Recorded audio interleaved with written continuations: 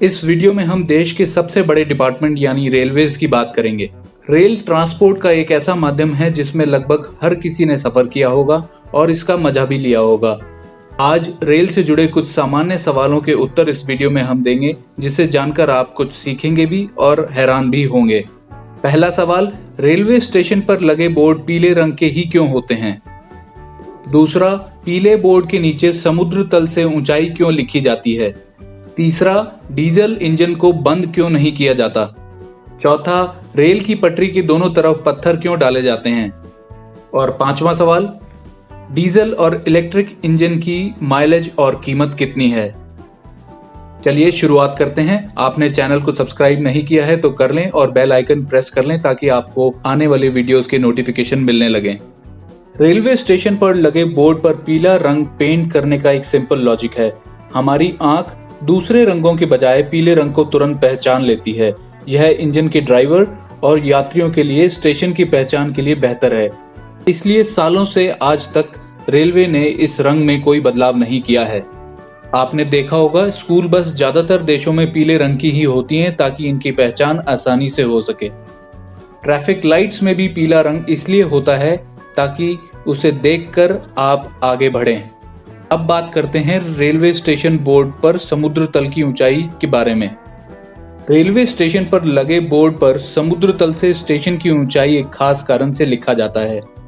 इससे इंजन के ड्राइवर को यह पता चलता है कि इंजन को एक जगह से दूसरी जगह ले जाने में उसको कितनी स्पीड की जरूरत है।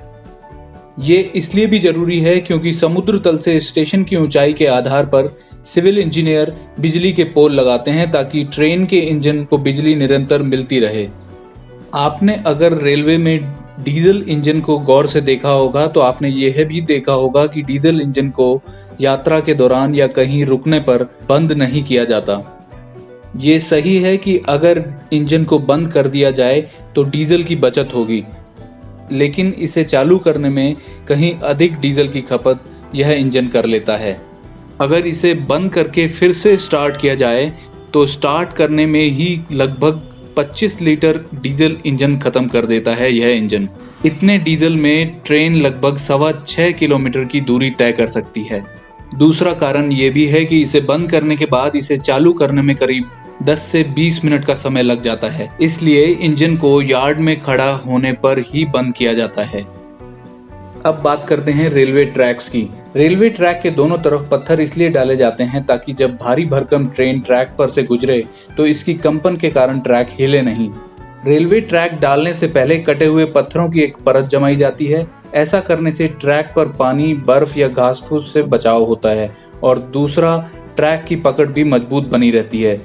दरअसल जब ट्रेन चलती है तो जमीन में और पटरियों में कंपन पैदा होता है। इसके अलावा तेज धूप से पटरियां फैलती हैं और सर्दियों में सिकुड़ती हैं।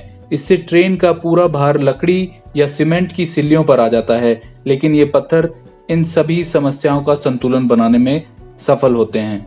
आपने देखा होगा कि दो रेलवे पटरियों के बीच इंजीनियर एक छोटा सा गैप छोड़ते हैं। ऐसा इसलिए किया जाता है ताकि गर्मी में और सर्दी में जब ट्रैक फैले या सिकुड़े तो किसी दुर्घटना से बचा जा सके। आजकल रेलवे ट्रैक्स पर लाल और सफेद रंग भी किया जा रहा है ताकि ट्रैक्स की लाइफ बढ़े और इनका सौंदर्यीकरण भी हो जाए। अब बारी आती है ट्रेन की डीजल और इलेक्ट्रिक इंजन की। डीजल इंजन करीब 3000 हॉर्स पावर का होता है, या कहें लगभग 1 से 1.5 लाख सीसी का इंजन। 2019 में रेलवे ने 12,000 हॉर्स पावर का इलेक्ट्रिक इंजन भी बना लिया है। इस इंजन को बनाने के बाद भारत, रूस, चीन, जर्मनी और स्वीडन के बाद 5वां ऐसा देश है। इसकी कीमत लगभग 25 करोड़ रुपए है। एक आम डीजल इंजन लगभग 13 करोड़ का होता है, वहीं दोनों मोड यानी इलेक्ट्रिक और डीजल पर चलने वाला इंजन की कीमत लगभग 18 करोड़ रुपए है। डीजल इंजन सामान्य स्पीड पर 4-5 लीटर में लगभग 1 किलोमीटर की दूरी तय करता है। ज्यादा स्पीड पर 9 से 11 लीटर प्रति किलोमीटर में यात्रा तय करता है। इसके टैंक की कैपेसिटी लगभग 5000 लीटर होती है। क्या कभी आपने गौर किया है, यात्री ट्रेन जिसे कि पैसेंजर ट्रेन भी बोलते हैं, उसमें 24 कोच ही क्यों होते हैं?